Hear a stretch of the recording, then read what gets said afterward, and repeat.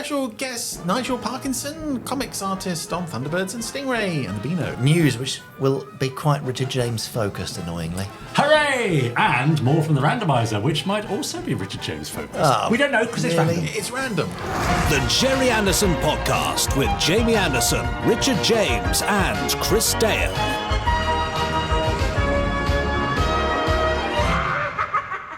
It's almost like we've been sat here since the last time we were sat here, just waiting to be joined by the Podsterons so we can give them the Gerry Anderson Podcast. Everything they want and more. And I'll that's tell you right. one thing that comes with sitting here for a whole week. Oh, right. A very numb bum.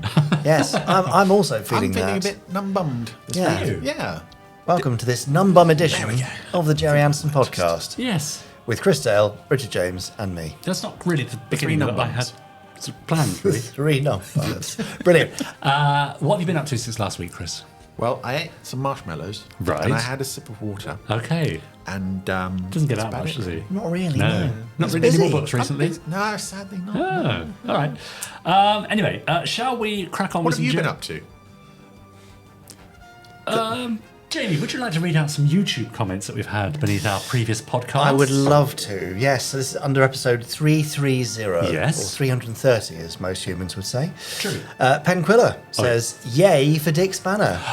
Yeah. Right. We did episode of Dick Spanner on We the Randomiser. did, yes. Pen says, however many times I've watched it, I'm still spotting new gags. Absolutely. We mentioned that quite a lot, I think, is Yeah. that there's so many visual and auditory and other gags in there. Yeah. You just keep finding more. Yeah, It's a gag a second.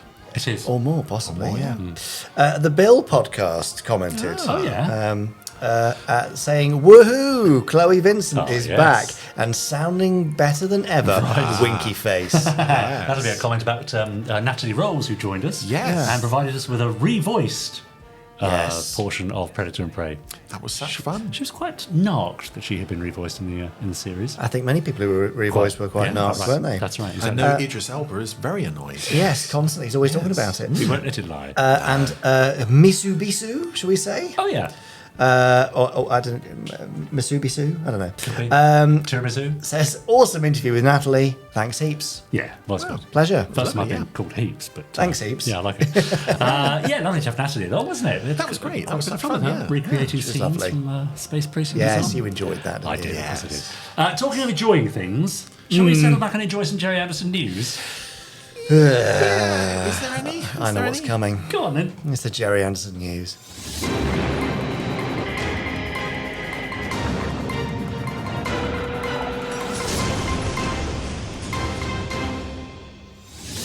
It's the Gerry Anderson News, news. news, We news, may news, as well news. call it the Richard Jamesy news It's all this about week. measy, mees, Oh, is it? really? Use. What have I done now? Use. Well, Richard James, this first bit isn't you. Fine. But by popular think it's demand, Yes. believe it or not, a Space Precinct 30th anniversary T-shirt is on the way and available for pre-order very shortly. Nice. It's very nice. Yeah. It's the iconic badge. Yes. Blue Space Precinct. Yeah. You know, with a nice little 30 years thing in the badge number holder at the bottom. It's very nice. It is nice. So that's available. Limited edition. Grab yours now. I know it's the wrong weather for T-shirts, but you can always wear T-shirts indoors or In bed. in bed or next year, whatever you Or want. get yourself a black leather jacket and go on patrol. Over the top. Yeah, it'd be very cool. There you go. So if you want to be the talk of the town yes. of Demeter City, get yourself a 30th anniversary Space Precinct T-shirt. The other thing that's Space Precinct based, which was I think mentioned before At length, I think. at length, he wouldn't shut up about it. So it's time for you not to shut up again. Only because I was asked. Space Precinct Fight the Future by Richard James. I'm looking forward to this. Soon to be available in paperback form and ebook. Nice. So you can pre-order that, I think now. Probably actually. now? Yeah, Right. probably now or very, very soon. Cool. Richard James, Yes. remind us about Fight the Future. What is it? Why have you done it? Why should people buy it? I Well, it's the 30th anniversary. I don't know if you know this of Space Precinct. think we've mentioned it. Yeah, we might have in done. this news segment. Yeah, so I was asked to write a book, a little novella celebrating 30 years of Space Precinct, but I didn't want to just write a police procedural, of a drugs bust in a warehouse. No, there had to be something era-spanning.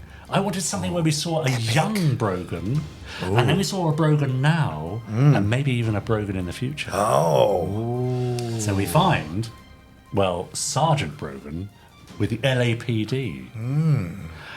It's almost like he never transferred to that other precinct. It's interesting. What would life be like if he never had transferred to Precinct 88? What would life be like for Demeter City Police Department? What would life be like? Well, read the book and find out. So it's a sort of an alternative future. It doesn't upset any of the canon, so the series still stands. Everything is put right at the end. I don't think I'm giving too much away there. But it's a little exploration of what if Patrick Brogan had never gone to Altor. Oh, nice. Wow. There you go. That's Well, it. I'm very excited. Yeah, I'm really looking It's a forward lovely to this. thing, and you get to make a bit of a star of one of the show's hero characters who probably doesn't get enough hero time, I would say. Are you talking about the cyborg? Who are you talking about? Probably. Oh, my money was on Podley. Beazle there. Yes, Beazle's there. Yeah. Beazle makes an appearance. Yeah, But we're yes, a bit Podley Beazle. kind of saves the day. In fact, I have dedicated the book to Jerome, of course I have, Quite right. who is no longer with us. But yes, so it does feature the cyborg from Time to Kill, one of the most popular Yes. aliens, but also features the Omera from Seek and Destroy. Of course it does. I had to give them another crack of the whip. Yeah. So yes, enjoy. Let us know what you think. It's a lovely Will do. thing, and it's available now. You can get it from the Gerry Anderson store or from Amazon. Marvellous.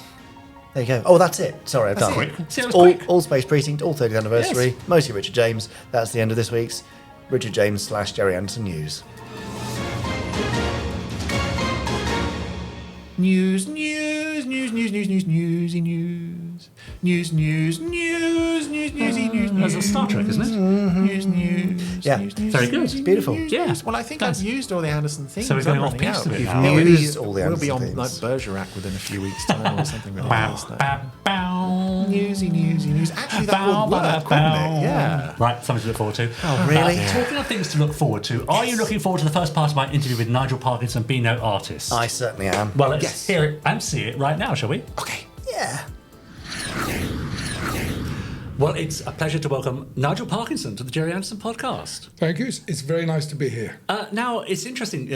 Illustrator, cartoonist, artist? I'd say cartoonist. I think you get the measure of you, but if you say cartoonist, illustrator or artist, that's not really my thing. I'm a cartoonist. Yeah. What's the difference then? No, there's no difference.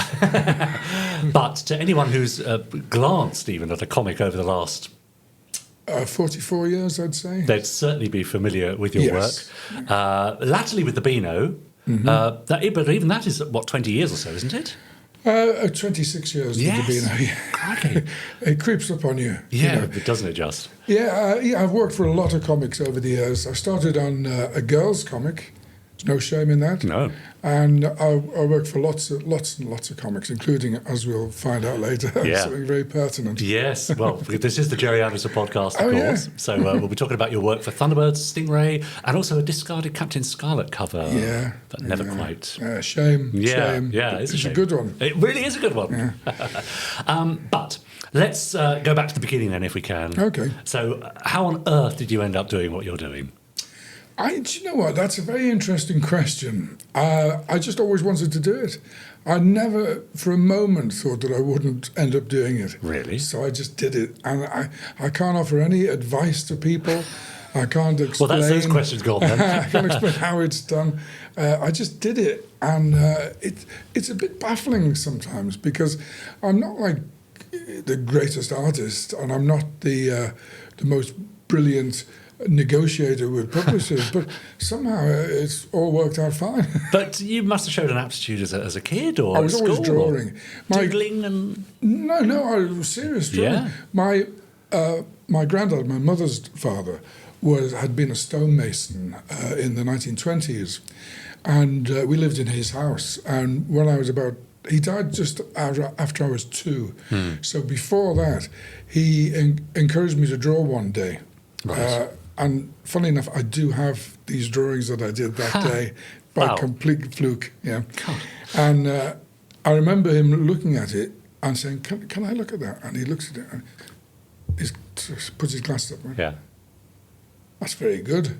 And I thought, oh, I'll do some more then. Okay, a little bit of validation. And that was it. It was the validation at a very, very young age. We come across this so often. Either people opening doors just by simply Yeah. saying, "Yeah, you should do that," or closing them. You can't do that. Oh yeah. Well, I had closed doors throughout the rest of my childhood. Okay. But I thought, no, this is what I felt very comfortable doing it. I enjoyed doing it. I got a lot of pleasure out of doing it. And also, by the time I was like 11 or 12, I was making money doing it because Right. a lot of the kids in school would say, "Can you make me a comic?" And I'd make them a comic for 5p or 10p, you know. And there you go. Amazing. Now, we play a little game at the beginning of our interviews with each of our guests. I'm dreading this. Good. It's called Super Identification. I'm going to show you some very quick clips of each one of Gerry's series. There are 18 of them in total. Each one. So Yeah. from the start to 57 to 2006, I think. Okay. Something like that. I might not have seen all of these, but I'll give Of it a course. go. Give a shout out when you see one that you do know, okay? So I just named the show. Absolutely. Shout it okay. out when you see it. They are very quick. Okay. Ready? Yeah, I am. Well, it's Twizzle. Well, I mean, that's a good start. Yep. Second one? Oh, Torture, the Battery Boy. We had a book of that. Yeah, good. Fourth of the Falls. Yes! Yeah. Wow, you're rocking it. Yeah. Yeah. Oh, Supercar. Of course. Oh, yeah. I used to love Fireball XL5. Yeah. Stingray, of course. Yeah. The There colour you go. version. Uh-huh. Well, that's Thunderbirds. Can only be, can't it? What else?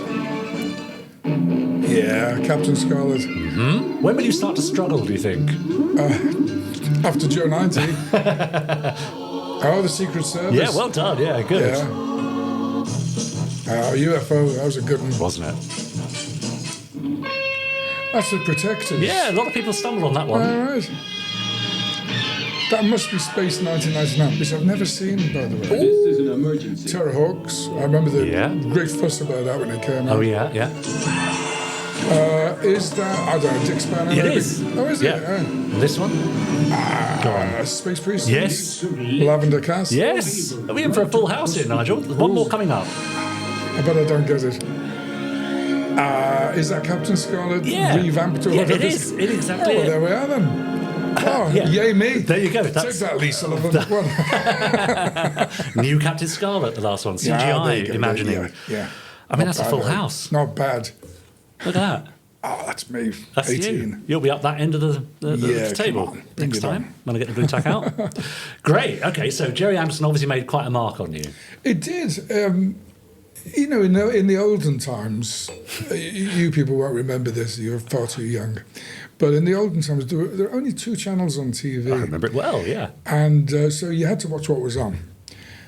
But we made an appointment to view anything that had Gerry Anderson or Gerry and Sylvia Yeah, Anderson, which yeah. it sometimes had. Oh, yeah. And particularly for me, it was Fireball XL5 was the first one that really grabbed me. And I Right. thought, I've got to watch this next week Yes. as well. Okay, well, that leads us into your first Anderson memory, which you very kindly shared with Yes. me via email. So let's have a look at this rather scary moment from Fireball XL. Oh, I'm glad you found it.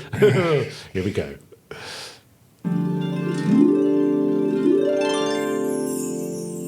He will be useful for the planet moon. That voice. Sends shivers down the spine, doesn't it? Push him over the side into the furnace conveyor belt. Over you go. Take XL5 and crew to Earth. Gerry Oh, Anderson no. voicing Yeah. that. You see what I mean? It's nail biting. Come with us.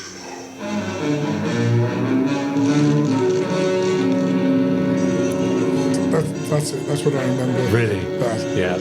Yeah. Oh.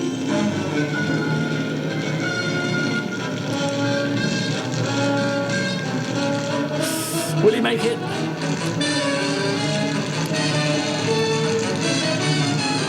Oh. So he did make it. He did make it. Oh, thank Thanks goodness. to fight another day. I had to look away. Yeah, You see, in the olden yeah, I'm days. sure. Robert to the rescue, I think. Fireball XL5. I can see why that made such an impression on you. It's terrifying. It really is. And the thing that I've only just realised now is that it's got that blank background. Yeah. Nothing's got. Yeah. That's the only thing that's happening Yeah. is that thing. That's right. And that weird voice, you know. Yes. The whole thing was just very, very worrying. And I must have been about 4, I think 3 Yeah, or 4. perfect. And I was really grabbed by that. Yeah. And then I think they repeated supercar soon after that in Granada Land. Oh, yeah. And so I thought, oh, this is the same kind of thing. Ah. So I'll have a bit of that as well. Gosh. So I was primed ready for when Stingray started, which Yes. became my favourite. Yeah, absolutely. So you were aware then of this, the link between these shows at quite an early age.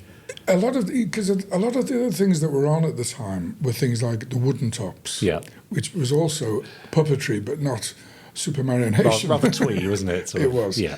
And I think they only made about 26 of them and then repeated them again and again and again. The Gerry Anderson stuff, he didn't see very often. It wasn't like today where you can track it down whenever you want. Yeah. You had to wait till it was on TV. You know? And sometimes they'd put it on like at 9 o'clock in the morning, and you'd be at school. You couldn't do it. Right, you know? that's it. No videos. No, and so you'd miss it. And, in fact, I've got a very sad story about Thunderbirds to tell you later when we get we get chronologically up to Thunderbirds. Good, fine. But we've spoken with other guests on the podcast about depictions of danger, but in a safe place. So watching that rather terrifying footage of Robert the Robot being drawn relentlessly into the furnace. But it's kind of contained within the confines of a TV series. Did you feel that, or the thing that I felt was that if it had been, say, Professor Matic or Venus, that would have been more terrifying. Yes. And I might not have been able to handle that. Yes, I see. But because it was a robot, well, what's the worst that can happen? Yeah, well, it's odd, isn't it? There was something about the see-through quality of his limbs that I found very unnerving. And of course, Gerry doing the voice, which was otherworldly at the time. The whole thing was just, it was, I don't want to say cosy, but it was a very warm show. You know? And in fact, Stingray was a lot warmer than Father because Troy didn't kill quite as many other alien races as Steve did. But, that's right. There was a bit of friendliness to it. You felt that you were with friends, which was nice. Yeah. You know? So you find yourself making money from drawing, aged 11, 12, selling comics to your school friends. What was the journey then into your first professional job? Was it a circuitous route, or did you? It was just seamless. I just drew every day. I still draw every day. And draw what every day? Anything. Really? But now I'm drawing, professional stuff and have done. Yeah. But if you like drawing, folks, draw. Yeah. That's my advice. Because it's you don't get better by not doing it. And you don't know what you can achieve unless you have a go. Yeah. So I was drawing every day and being asked to do things. And I got to be, I think I was 15, and there was an advert in the Sunday Post. And someone brought it into school and said, look, the Beano and Dandy are looking for cartoonists, So I said, I'll apply for that. Now, I didn't tell them I was only 15 or 16. Yeah. So they wrote back saying, you're not quite good enough. Uh-huh. I thought, I should have said. They might have said, well, maybe we'll see in a... That's right. But at the same time, around about the same time, through some fluke, someone at IPC magazines in London, John Sanders, had been shown my stuff. And he said, come in and we'll talk about what you're going to do after you've left school. And I thought, that's it. I don't have to think about anything. I can just go there, just walk into this job. Well, it didn't quite work out like that. But I refused to believe that it wouldn't end up like that. Yeah. And so I just pressed on for it. And I've given it lots of thought over the years. Why did I carry on? Because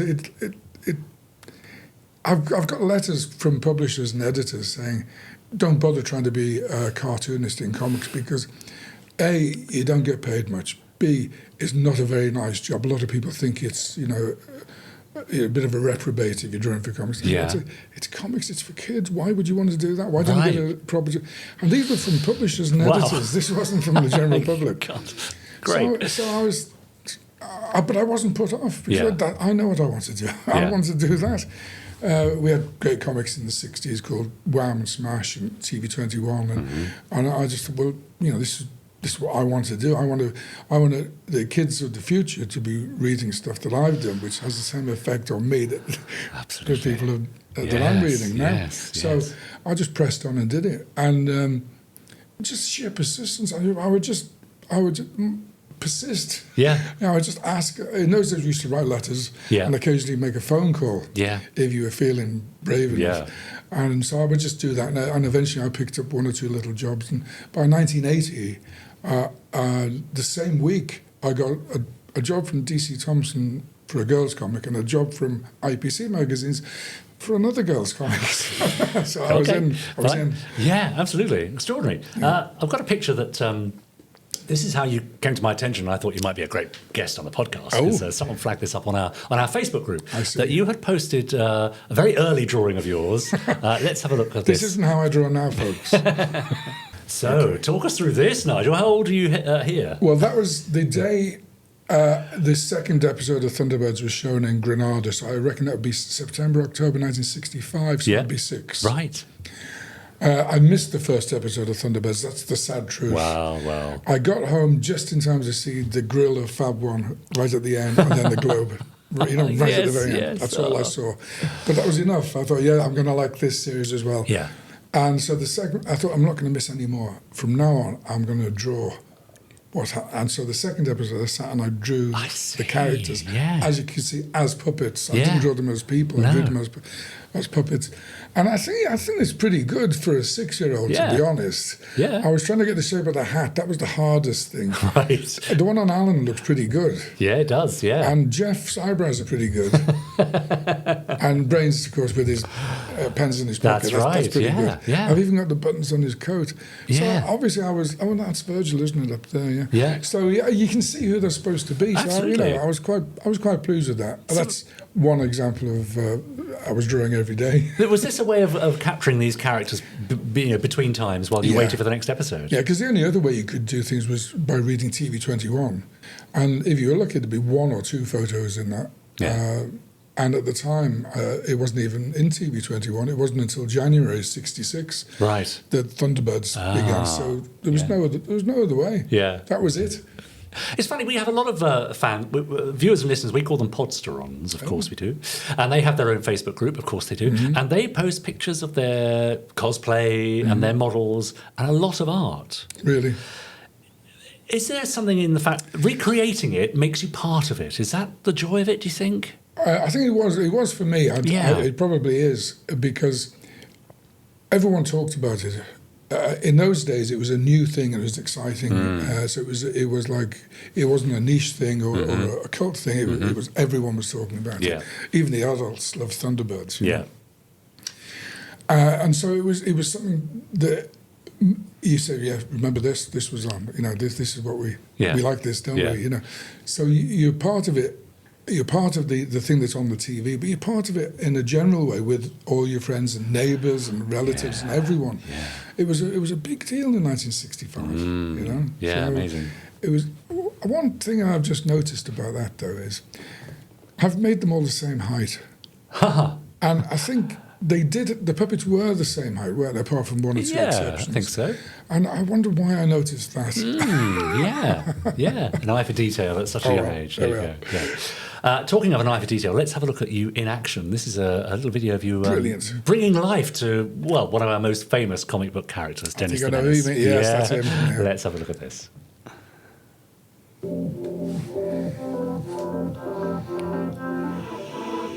So here I am drawing Dennis The Menace. Now I use different pens for different aspects of it, like a big thick pen for the big thick eyebrow and a fine pen for the finer details. But there aren't many finer details in Dennis. Now here I'm drawing a little bit more there. I'm going to come to the exciting bit in a minute where I do his hair. You're going to love this. Big fat hand for this. Look at that. Best job in comics. Now I always do this at home with a pencil first, just rough out what I'm going to do, and then I do the black line. And then I hand it out to my colourist, Nika, who does all the colouring. But because she's in Greece today, hooray, I'm going to be doing the colouring for you. And this is how I colour when she's not here. There you go, bit of red for Dennis. I'm even going to show you a little bit of a trick we learned years ago in the very poor printing quality days, where we had to use dots and lines and things to get different shades. So you take the orange pen and we just do very fine lines. There you go. Brilliant. That's not even my cup of tea. It's all lies. Yeah. It's for the picture, isn't it? That's All what for the it picture. is, yeah. That's what it is.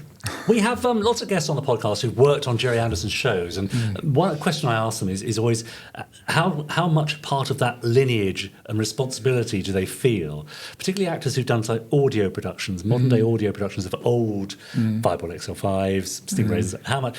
Now, looking at you working on Dennis The Menace, what does that feel like? Well, yeah, that's true. You do realise that you're just one in a long line. There's going to be people after me, and there were people before me. There's a thought, yeah. Yeah, and it's quite a responsibility in a way. Yeah. You have to make sure it's a bit like what it used to be. Yeah. You have to hand it over in good shape at the end of it, and you have to make sure nothing goes wrong while you're doing it. You're on tenterhooks all the time. And how much of yourself could you bring to such a well-established character? There's always something you bring. Yeah? I think the thing I mainly bring to it is a lot of facial expressions. Yeah. Because even though I might not have a lot of facial expressions when I'm talking to you, I'm thinking them.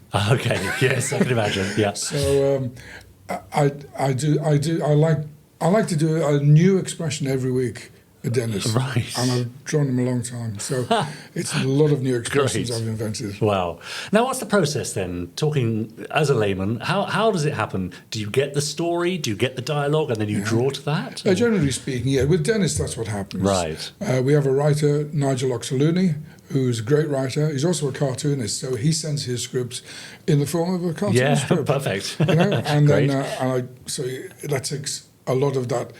I wonder how I'm going to draw this picture out of it. And I usually just copy the way he's laid it out, but obviously do it in a more finished way. Yeah. And it doesn't take long to do because I know what I'm doing. I think up a new expression, I give it to Dennis. Right. And then sometimes it can be as quick as an hour just doing an entire page. Yeah. But sometimes it takes longer. Like we had one recently with an octopus holding 8 kids in its 8, and that took a little bit longer than normal. I bet it did, yeah, quite. And then I handed it to my colour artist, Nikki, who colours it. Right. And then there you go. It's all nice and smooth. And does this leave time for other work as well?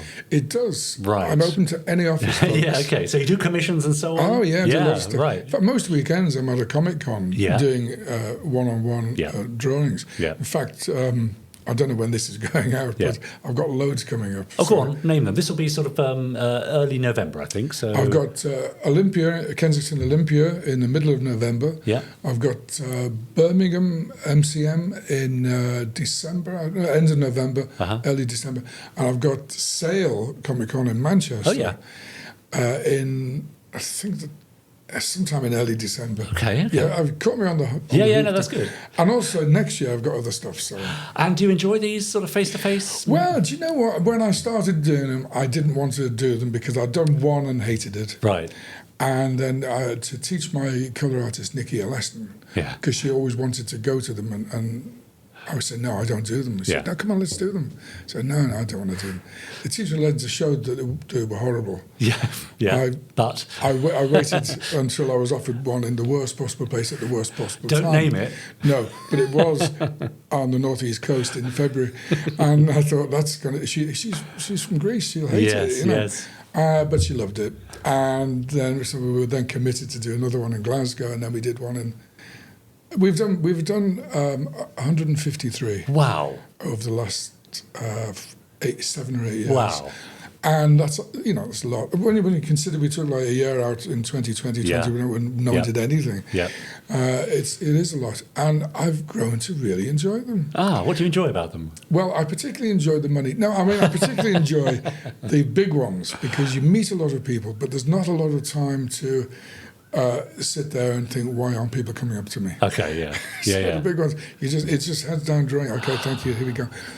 And that's great. And when you do the big London ones, for example, like at Olympia and at MCM XL and that, you get people coming every time. Yeah, so you get to know them, Yeah, and that's quite fun. Yeah. And then the evenings, hanging out with fellow cartoonists, that's always a laugh. Yeah. What do people ask you for? Is it all Dennis the Menace? Or well, it's... without going into the history and the machinations behind it, what I do now is I draw you as if you were in the Beano. Got you. Perfect. And people love that. Yeah, brilliant. Occasionally, I do get asked to draw Dennis the Menace, and I will draw him if that's what you want, folks. Yeah. But I started off just doing that. Yeah. And we did it for free. Right. Because we didn't know you could charge money. And then we realised, who's paying for all this paper and the pens? And who's paying for us to travel to That's these right. Stay over. And so eventually we better ask for a little bit of money. Yeah. And other people were asking for 50 quid. And we thought, well, we'll ask for a bit, but not that much. Yeah. We're a great bargain. So, yeah. Amazing. Now, in this Space 1999 lunchbox, we have some questions from our viewers and listeners. For you, Nigel. Let's see. Do your worst, folks. Do you want to read them out? If I hand them to you? No, I think you are better at reading them All out. It was more of a challenge to me to come up with an answer. Yeah, fair enough. Let's take a handful for this week, and then I'll leave some for next week. Okay. How's that? So, let's have a look. Okay, Jonathan Westall says, hi, Nigel. Which Gerry Anderson series would you like to include Dennis the Menace in for a one-off script, and why? Now then. Do you know, I think he'd be very good in The Protectors.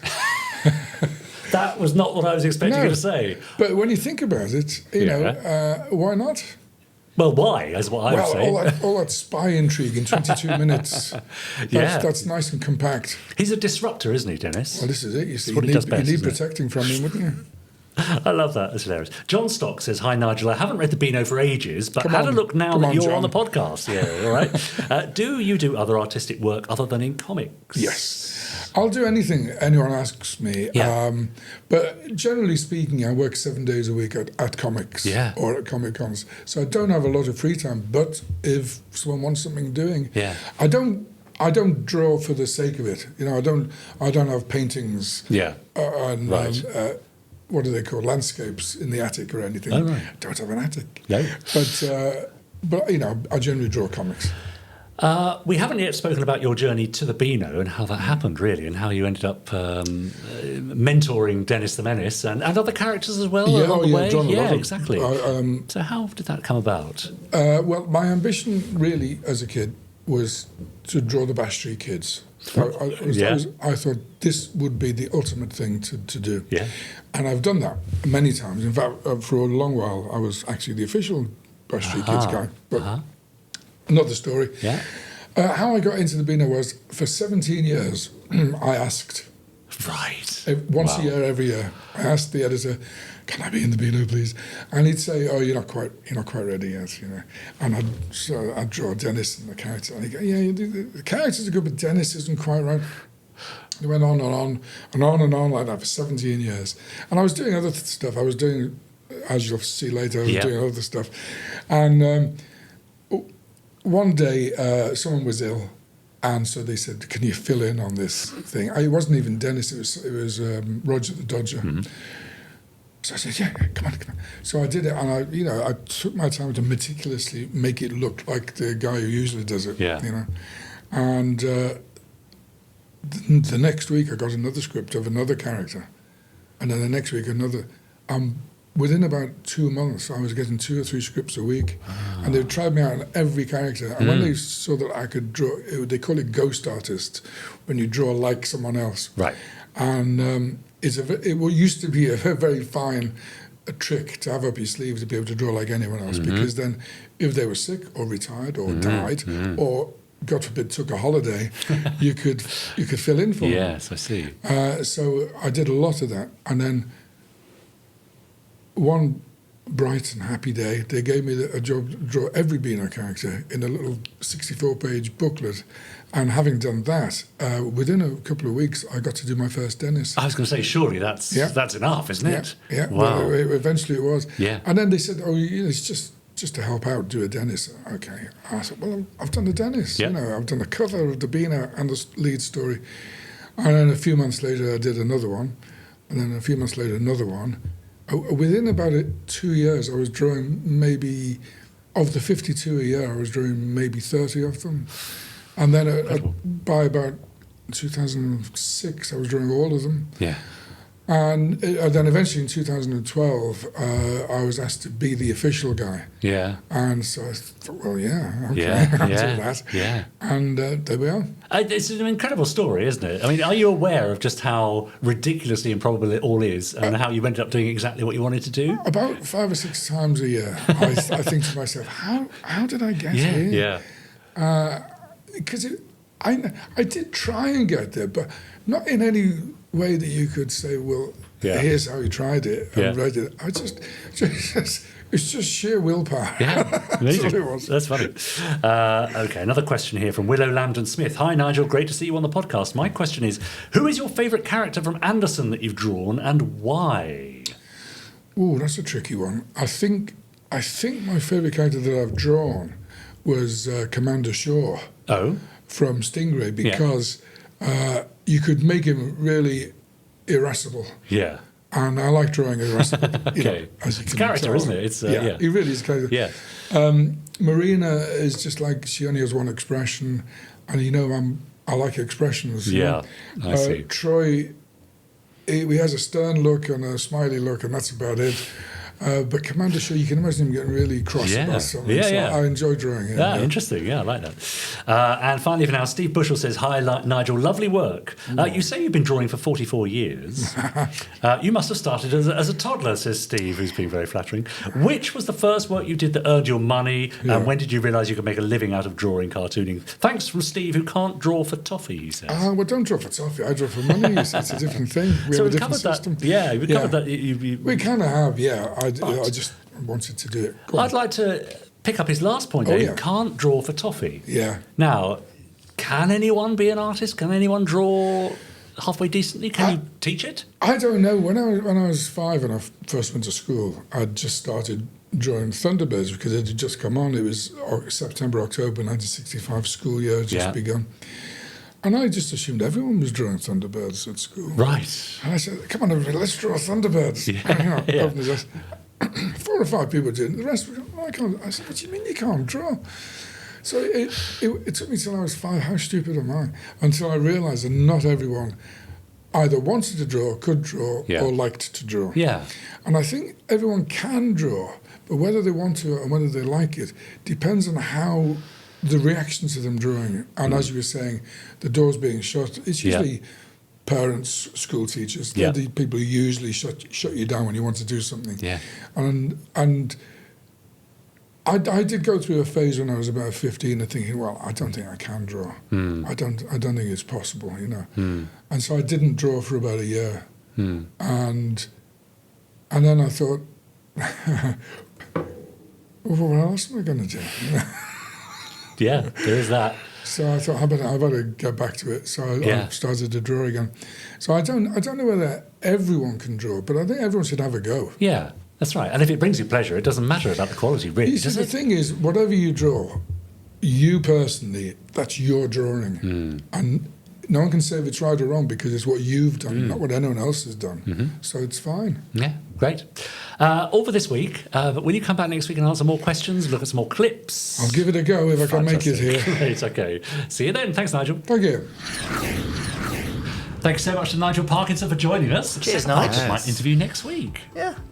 Interesting, isn't it, finding these people who, ostensibly have careers in other industries, but somehow it all comes back to Gerry Anderson. Yes. Lovely Crossover. his pictures. Pardon? They all cross over. Oh, they do, yes. And wasn't it one of our Podsterons who suggested him as an interviewee? Because they had noticed, I think he posted that picture that we showed during the interview, that he had drawn of Thunderbirds when he was 6. And he said he couldn't wait a week for the next episode, so he decided to draw it himself. Pretty good drawing for a 6-year-old. That's right, yeah. Better than I could do now, frankly. Same. Talking of better things that I can do now, I couldn't write an email to the Gerry Anderson podcast, but some people can. Brilliant. Shall we hear those people's emails? Let's read those things that are better than the things you could have done. This is the voice of the Podsterons. Hi team, hope you're all doing well. That's not me talking, that's James Pilson Wood. Oh, right. Hello, Well, we've run James. out of marshmallows, but otherwise we're doing okay. Yes, Yeah, that's my fault. reasonably. I wanted to email to extend my continued thanks and gratitude, not to us, but to everyone who took part in the recent episodes in the Table Read series. This is what our Podsterons get up to on their Facebook group, you see. with episodes Stingray, Deadly Concerto, and Lavender Castle dueling banjos. I always admire the bravery of the Podsterons taking part in these reads over the years, as reading aloud in front of an audience live is a daunting task. Especially if they also have to play the banjo while they're doing it. Yeah, that's right. It's very tricky. As I have always done for those table reads, I run a completely free prize draw for all those who lend their voices and took part wherever they are in the world. Sorry, John Tracy. Which in this case, for first and second prize, is a copy of the A Century 21 script book containing a script from Captain Scarlet, the Secret Service and UFO, and a sealed copy of Danger Zone the Game. A duplicate thanks to the 60th anniversary gift bag from the concert. Nice. So, I was hoping, says James, that you would do me the honour of announcing the winners. Oh, don't see why not. Again, James, I'm a bit late for this, so I hope you haven't gone ahead without me. Well, first place goes to Simpsons Clips 24. Nice. Second place goes to Lauren J. Gradwell. Congratulations. Congratulations, says James. Thank you, gents, and the wider team for all your collective efforts in producing the podcast and overall activities, events, and merch via Anderson Entertainment. Here's to another 25 years, he says. Another 25 years. What, in this room, around this table? Feels like it. Gosh. Great. Thank you, James. Well done to Simpsons Clips and to Lauren as well. Yeah, congratulations both. Yeah. Table reads sound fun. Chris. Hello, Richard. Oh, you want me to read one? Yes, okay. Dear Jamie, Richard, and Chris. Hello. I hope you are all well. Yep. Yeah. Now, apologies if this issue has been addressed before, but I'm watching my Saturday lunchtime episode of UFO, and this week it's The Cat with 10 Lives, which we did round this table. Seen that? We did. As Columbo would say, it's just one thing that bothers me. Very We have good. just learned that the aliens might not have actual physical bodies at all, as Dr. Jackson has just explained. What I would like to know is how could they have built spaceships to come to Earth in the first place if they were nothing more than ethereal kind of spirit beings without bodies? I hope that doesn't sound a silly question, but it's the sort of thing that keeps me awake at night. Fair enough. I quite understand. Yeah. Jamie, I'd just like to add that, as you know, a few years ago I lost my mum. 7 weeks ago today, lost my dear dog, Ruby. Oh, sorry to hear that. She died of liver cancer, but the one thing throughout all of these things that has remained such a staple part of my life, and which has helped me through all that life can throw at us, is watching your dad's fantastic programs. Keep Isn't up that the nice? fantastic work. Spectrum is green. That's from Peter Lippman. Oh, thanks, Peter. Lovely. We're very sorry to hear that. Yeah. But it does help people through a lot of stuff, I doesn't can it? say it. That is they're very much a constant for a lot of people, Yeah. is that they can sort of find comfort in Anderson shows. What a lovely thing. Yes. And speaking of the aliens, I mean, my theory there is that a lot of them do have physical bodies, and they kind of stole human ones. Obviously for the transplant organs things, but maybe their own bodies died, the spirit was left, it needs a new body, go get a new body from Earth, potentially. So I think there's room for both explanations. But Well, they created themselves some flesh suits because they had to come, but then they wouldn't survive long enough, and human organs prolonged the existence of their flesh suits. I need to we stop will saying never that. know. Flesh suits. Can we have some flesh suits available at the Gerry Anderson store, do you think? Nice word, yes. I think we are those flesh suits. Yeah, we are indeed. And one here for you, Jamie, eh? Oh, good. Hello, Mr. Anderson. Hello, Mr. James. Hello, Mr. Dale. This is Dom. Hello, Dom. Your Northumberland Spectrum and International Rescue Agent reporting in. Self-appointed, I think, Dom, but we'll accept that entirely. In response to your request as to our podcast habits, here's Dom's answer. Oh, yeah. For me personally, I watch on YouTube every Sunday without fail. Great. Even if I'm on a 3 a.m. start at work. Wow. Gosh. It's dedication. Yeah, sorry, Dom. I hope you don't make you too knackered. He continues, I was gutted to hear about David Graham. I was very lucky to have met the man at the Holiday Inn in Maidenhead and had almost a 1 hour conversation with him about anything and everything except for Gerry Anderson. I think he was grateful that I was open to discussing everything and not just the usual. Yeah. I asked if he would sign a photo for me, which he was happy to do. I wanted to pay him for his trouble, but instead he insisted that I donate it to a charity, which I was more than happy to do. There you go. There's the mark of the man. I'll never forget my interaction with him. He is a witty and highly intelligent man who I was very lucky to have had a conversation with. That's nice, isn't How it? lovely, Hope you yes. guys are doing well, and that goes for all my fellow Podsterons too. Kind regards, Dom Riley. Isn't that nice? There's kindness bleeding through there, talking about David being a lovely man, and also then Dom saying, hope everyone's all right, including all the listeners. Absolutely. How nice. But also, we've said this before, haven't we? Don't hold back if you're in a room with your heroes and you feel they might be approachable and they're open to talking. Yeah. go for it, because you'll regret it otherwise. Absolutely. They're not around forever, are they? Yeah. As we know. So if you see me at a bar, buy me a drink, that's what I'm saying. 2 probably. Yeah, probably, yeah. All for now, but do keep them coming in. Podcast at gerryanderson.com. I think you're right with that one. Yeah, Sounds right. yeah. In the meantime, you can comment beneath this YouTube video, of course, and why not share us with all your friends as well on your social medias? Yeah, do it. Yeah. Come on, what are you Why waiting not? for? Now, you see that big red button on the table there, Chris? What, this one here? No, that's your book. That's my book. Yeah. Okay, all right. That's it. Well, a little earlier, I asked our current guest, Nigel Parkinson, to press it to see what we were going to watch on this week's Randomiser. We're going to see what he chose, or rather what the Randomiser chose for us. Well, if it's good. Well, I don't know. It's random. Oh, okay. Let's see it either way. Go on, Nigel. Here we go, guys. Are you ready?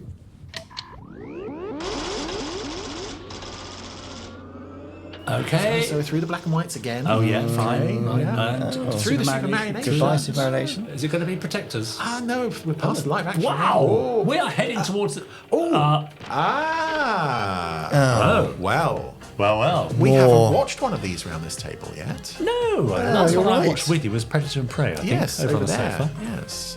But it's Space Precinct. Yes. Richard, in 10 seconds or less, tell us everything you know about Space Precinct. Lieutenant Patrick Brogan has decamped to the planet Altor and joined DCPD. That's the Devon City Police Department, where he's patrolling the street. Time. Wow, that's really tough, isn't it? It is very tough, yeah. Fail. I mean, I didn't even mention Zill. Probably best we keep it that way. That was quite something, yeah. I think this is a takeover, which was quite late on in the run. I'm guessing in the second half, was it? Just into the halfway. Was it? I mean, I wasn't there. No. Marion Darbo, guest Yes. starring, a John Yeah. Glenn episode. He John always Glenn. liked to bring his And, James Bond that other friends guy. in. That other guy Another guy. in Takeover. Yeah. Is there another guy in it? Yeah, the guy, you know the Yes, guy. The guy from Tomb of the Cybermen, Clive Merrison. Clive Merrison's in Merrison's it. That's in it. right. Yeah. I forgot about that. Great. Right. That Shall other we? guy. Let's do it. Oh, Specs on. specs on. It's my theme tune. Do you know, Dolby surround sound, sorry to be very boring up Yes. front there, Oh. Dad was obsessed that it had to have Dolby surround mix, and that was essential. But 1994, how many people at home had a Dolby surround system? Yeah. It's- 0.1%, 0.01% of the audience? No. But he really wanted to kind of future-proof it for that reason. Anyway, I'm And in it this. sounds really, Oh. really good. It does. On Yeah, but these I'm in new- this. You're in this. Well, you're not on these opening titles. I've never made it so- as far as the opening titles. No contractual error on this one. No. So That's right. I have had that before. I know. Well, that's why I that's gave a little Jerome, mention there. that's Lovely Jerome. Jerome. Yeah. And quite right that he made it to the opening titles. Yes, this would be the, I think, second episode that he's credited in the opening Right. titles for. Yeah. I But remember of the course, letter. We all got a letter. Orin is about to make it to the opening titles because Because Charlotte probably cut this of the lady, this episode the lady montage. who cuts this episode montages. Yes, you can always tell when it's one of hers because there's lots more action. There he is. Yay. Oh, Oh, yes. so that was that creature Yes. from the test stuff From, from Reloaded. Reloaded. Yes. We can talk about that later. Yeah. Well, Lovely shots.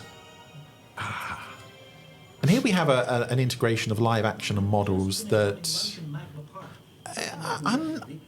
There's something odd about it, isn't It there? is quite.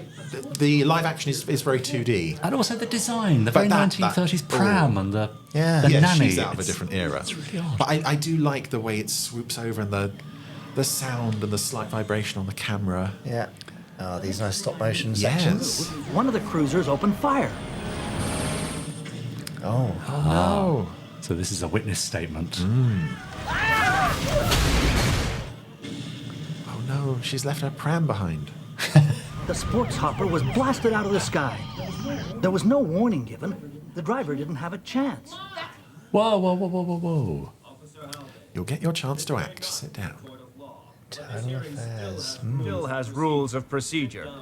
So yes, Commissioner Tev, as you said, was in Space Precinct Reloaded, the recut pilot. Yes. Yeah, but didn't have the hair. He didn't have a beard. And that. And he's had a bit of He a paint was, job. he I was think. brown in the original, Yeah. yeah. I believe they called him Cyril. Right. I have no Yes. idea why.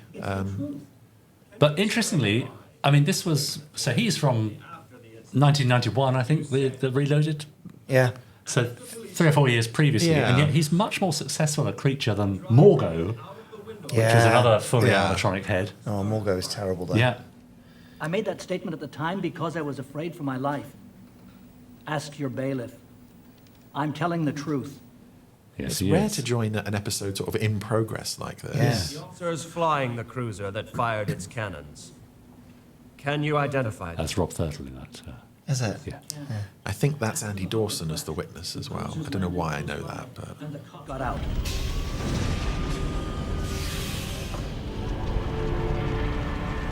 Oh. I'll never forget their faces. it was Thingy and what's his name? And Officer Haldane. Yeah. They shot that man out of the sky without provocation. Murdered him in cold blood. What? Oh dear. That lady with the red hair in the background and the red smear on her face is very, very perturbed. I mean, that always looks lovely, doesn't it? So, yeah, station house. It's such an unusual design. but Yeah. it's very cool. And the credits, normally we'd be done with all these credits by now. They really drag on into the beginning of this one. But we have a mysterious figure in the It's Marion The Darbo, lab. isn't it? we have a mysterious figure. Who could it possibly be? Right. Yeah. Yes. Oh, Yeah, it's slightly dated. a little bit. A little bit, yeah. Yeah. Not the most beautiful design. Right, bit of quiet, please. Bit of hush. Here he comes, yes. I'm up to 6 clicks a day on the turbo, followed by 100 sit-ups, 60... In a mask. 100 sit-ups. Hang on. Skipping in a mask. Can I Running up just and down say? the corridors, yeah. The only exercise I like is the 12-ounce curl. Alto brew, light a can. What do you got, Slow-Mo? Do you remember doing that? Vaguely. Vaguely, Yeah. Insert your signature code and return for mainframe. Is it funny you still do that now? that little Well, it is movement, me, yeah. so I it's know not really it's, that that's funny, why I is said it? it's you. You went. It's Yeah, you're yeah. imbuing yourself Yeah. into Oh, yeah. Orin. A great reaction on the mask there, the eyes going really wide. Yeah. So Orin's seen something rather troubling in his medical report, hasn't he? Hey, what's up with him? Slight northern twang to Tuk's accent there. What's up with What's him? up with him? What's up with you and Orin? This time, Romek. You know, we entered the Top Cop of the Week competition. Yeah. I enhanced his record. It now reads that Orin is as fit as an 85-year-old Creon. This is Orin's best friend. Yes. Yeah. He hates him, doesn't he? Maybe they're in it together or something. But this, I believe, was a bottle show to Sure. save money on from Yep. other things. Yep. I don't know what specific episodes would have taken up all the money. I guess Time to Time Kill to Kill. and Two Against the Rock probably were Yeah, true. big money eaters. Fine, Haldane. Come on, what? The guy calls us I murderers. used to love walking around those Oh, corridors. I used to love working on the station house set. It's like being called a murderer either. Yeah. But Slow-Mo and Jane are due to testify this afternoon. And I don't think you really ever get the sense on screen of the fact that all these sets are connected. Because there was a bit on Friends I was watching a few weeks ago. Took walks up from the ground floor, stops at Podley's office, and then goes down that corridor, and it's all in one take. And I never realised until Oh, then yeah. that it was actually Okay. all. It was all kind of all like a complete connected. interior. Yeah. Yeah, it was extraordinary. Fortune. And this is the first episode in production order to feature Officer Carson there. Okay. Which is, it's a coincidence that he's introduced in an episode where there's someone suspicious on the station doing suspicious things. Your deposition It's just a coincidence that it's not him. case. Tell me something, Slow-Mo. Why would O'Vera's defense... The recently recovered and refurbished slow-mo, I understand. Yes. Yes. It is an enigma. What a surprise. O'Vera is trying to discredit us. Funny, Brogan. Thank you. Slow-Mo, I need you. Officer Carson. Interesting, just going back to that the scene almost at the beginning with me, Lou, and then Mary.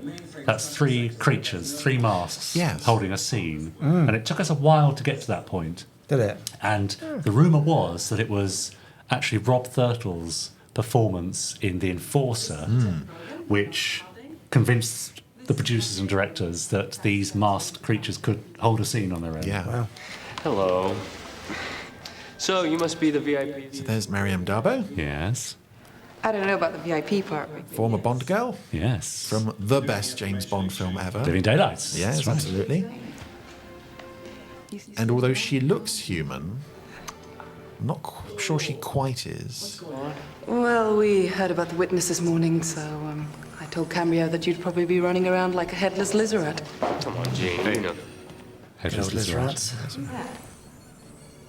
Well, that's Clive Merrison. Yeah. Damon Reseda. It's no big deal. I worked with him years after this. He had no memory of it at all. Did he remember you? No. Oh. Well, he would do. Well, he might do. Not in the, unless he's I was the one mask. running around with the skipping rope. Oh. I think that should do it. What would I do without you, Slow-Mo? Do what thou canst. I will not go today. No, nor tomorrow. Do you remember anything about the arrival of Joseph Meidel on the show? Was it felt there was a need for a technical character? I don't know. I don't know what the reasoning was. I mean, obviously, there's the diversity question, I think, that they were trying to address. Because he doesn't really do anything that any of the other officers couldn't do. Yeah. No. You do have a lot of... There's a Tarn sort of forensic guy hanging around in the first half of the series. And may be presented as evidence in a court of law. But I do remember he was always in the car at like 5 o'clock to get into town to perform with the Royal Shakespeare Company in the West End and all that sort of thing. It's good to see. So he was a very busy actor. Does he have to be here? My client has the legal right. And this is Wayne Forrester playing Vanus Olvera, the crime boss. Just remain silent. Olvera, I accuse you of dealing in black crystal. This is not the trial. Black Crystal. That's a callback That's to a Double deep cut, Duty. yeah. You saw. Yeah, I like that the show at this point does make callbacks to earlier episodes. They like mention Hume's into space as being the manufacturer of a hopper or something. Yeah. And on the night in question, my... Oh, God, yes. The stories Wayne could tell about lighting this cigar in a mask, wearing gloves. When I saw... Apparently there's an entire crew of people under that desk giving him the nod. Tapping him on the leg. Officer Haldane, keep the personal observations out of this. Right. I'm sorry. I apologize. He lost his hair very young, didn't he, Clive Merrison? It happens. Well, at that point, my partner pointed out what a disgusting, obese, and smelly... You're gonna pay for that, Haldane, you know that? Oh. Are we still recording? Bit of drama. So Haldane's having fun. I do like that Clive Merrison is giving a lot of sort of reactions. Yeah. Very serious. Hey, what? Oh, no. Easy. Alert, my data banks are crashing. Oh, dear. He was a bit rubbish, really, Slow-Mo, wasn't he? Oh. It was a cute idea. Yeah. Oh, dear. I do like those fans on the Yeah. top. Yes. I don't know why, but it's just a nice touch. And the police badge as well on his forehead. Oh, no. Not again. Hey, Tuck, any word yet on Slow-Mo's status? Not really. Damn. Just ate my morning's work, an 8-page report. Oh, dear. That hurt. No, that feeling. Hey, but I just heard something that might cheer you up. Oh, yeah? Aaron just dropped out of the top cop competition. Oh. What a shame.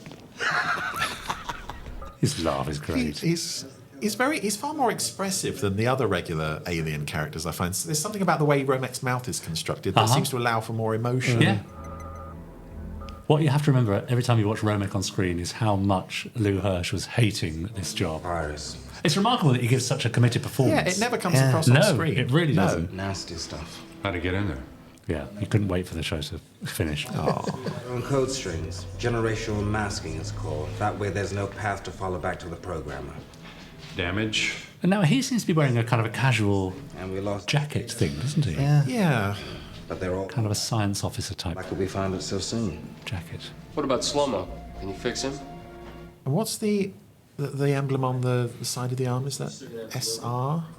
To test. I don't know. Hearing this afternoon. I appreciate that, Lieutenant, but I can't see it happening. Networks so tamper-proof, even by this kind of virus. It's getting to the data, that's the problem. All his secondary systems are locked up, and right now I don't know how to unlock them. Oh, dear. Well, poor old Slow-Mo. Do what you can. Well, I've got some buddies in research. That's quite sweet that Ted's stroking Slow-Mo's head there. Yeah. It's a very sweet touch. If you are, Give him a deep tissue massage. Yeah. Lieutenant. Yes, actually, dead Slow-Mo looked quite spooky. Yeah. It's a rather sad sight. Yeah. Be nice to her. Always. Just notice that the finger pads beside the door Minister to a mind. have 4 fingers. Slow-mo thing, start. Circles on the walls. Broken, I think you're just being paranoid. Procedure. Yeah, that is quite an expensive jacket Carson has got on. Yeah. Like hearing. Dressing gown. Yeah. Yes. I don't think you answered the lieutenant's question. But I like with this, it's not only that we've started with a story in progress, we have 2 storylines going on with this one, and at first they don't seem to be connected at all. Against my client. Excuse me. Come on. All of the police extras are here. Oh, the lady with the red hair smear is back. She's back. This was a set that was also our canteen, Canteen as the well. briefing Oh, room, yeah. whatever was needed. And sitting on the right of frame from Commissioner Tev, his name is Captain Shrump or something, according to his the name on his desk. Right. I think that's his name, Captain Shrump. These things that we couldn't have seen properly in the SD grubby DVD version. Oh yeah, Captain Shrump, there he is. Nice. The death of Naxa Simi. Yes, sir. My She's well lit, isn't she? evidence in a capital case. Unfortunately, it means that male extra behind her, you can see the Slow-mo. crayon marks on the side of his cheeks. Station after the RSA convention when a call came in from... RSA convention, that sounds like fun. Naxa Simi had robbed the first of A load of slow-mo types just Yes. wandering around chatting to each other. at the scene.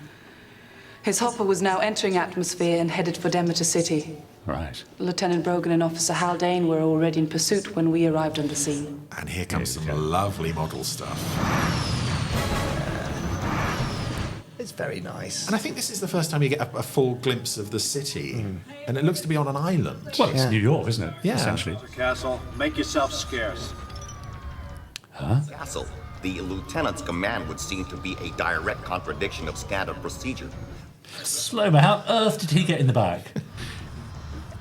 Oh, that's just his head That's on just a his case. head sticking out of the case. Because they've been to the RSA convention. Yeah. Don't get in our way, all right?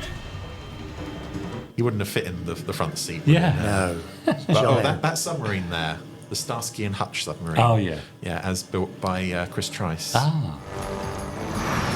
I love this music as well. I love this whole sequence. Definitely it. Cut the chatter, you two. Oh. All right, Moody. That's very out of character. Uh-oh. Yeah, thanks, Slow-mo.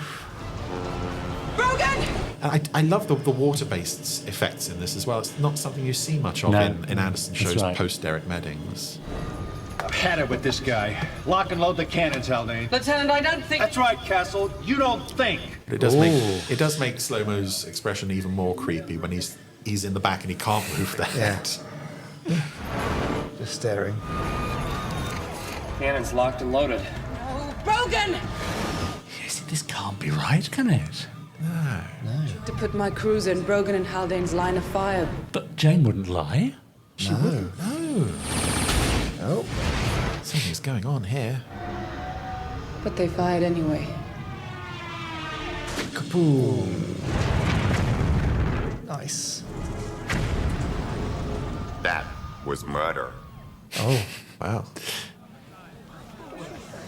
Oh, no. Oh, they look surprised by this revelation. Yeah. Order!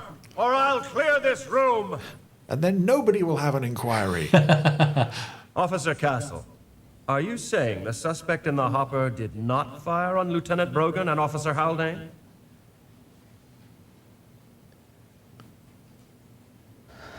Yes. I mean, it's a clever idea for an episode, isn't it? You do realize that... And bottle shows like this, either they're a complete disaster or they really, really work. And I Yeah. think this one really works for this show. It was made under duress. Is his gavel a meat tenderizer? That's a big question, isn't it? Yes. Yeah, this is the sort of questions that we answer. Oh. When Internal Affairs asks about the shoot-down, you be sure and say it was righteous. You'll have a longer career. Oh. I bet Ted loved doing this. I kind of wish you could have seen more like that. Yeah. There's moments like that, and in Time to Kill, where he goes completely off the rails. I Yeah. love that slightly dangerous Brogan. Murdered him in cold blood. And is this Officer Brogan in the room now? Mwah. Telling the truth. No. Gosh. gosh. Just snare. And off I go. Excellent. That's a day's work. Thank you very much. Who do I invoice? And there's an extra here. There's Boris Johnson up the back there, isn't it? Doing what's right. I thought about what you said, Brogan, and I came to the conclusion that the only thing that matters is the truth. Ooh. Wow, what is the truth, though? Oh, no! I can't believe it. Oh, no. It's good. To wait a whole week. That's very enjoyable. That's extraordinary. Wow. That's a great setup, isn't it? We don't know who to believe. No. We want to believe them all, but they can't all be right. No. There's so many new people floating around the place. Yeah, that's right. Any one of them can be up to no good. Yes, but a bustling station house as well, isn't it? Very busy. Yeah, it's fun. Nice. So we'll save our marks out of 5 till next week. Well, we should, yes. When we've seen the whole shebang. Wonder if Oren will appear again. He's a bit light on the plot, isn't he? Well, I'm sure he'll make a comeback. I do hope so. I hope so too. Is your final score dependent on how much you're in this? Yes, Okay. of course. Right, just so we're clear. Do join us next week when we watch the second part of Space Precinct Takeover. We'll be having the second part of my interview with Nigel Parkinson. We'll have some more Gerry Anderson news. So much. And we'll be hearing from our Podsterons at podcast@gerryanderson.com. Correct. Thank Well you. done. See you next week. Goodbye. Bye.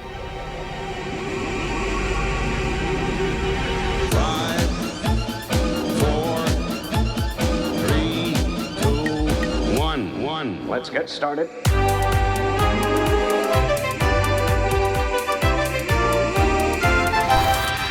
Let's go.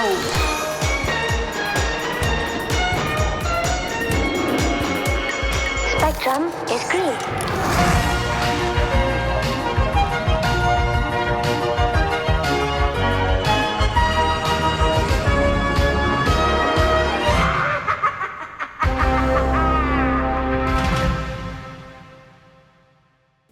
Does Podley come up in that at all? That episode? This episode? Yeah. It's not much for him to do He was sat either. behind Brogan and Howden there. Yeah, but not... He wouldn't have liked that because none of us liked having to get into that stuff and then just sit in a scene while the action took place and we didn't say a word. And then that's it. You had to take it all off again. Yeah. I kind of get the impression actually Jerome would have been quite happy. He might have grumbled a little bit, but if they asked him to do more Podley, he would have done it anywhere, anytime. That's right. Yeah. You didn't grumble, did you? Not as much as I grumble on the podcast, no. Well, when we're running over time. All right, thank God for that. All right. Okay, bye-bye. See you next week. Bye.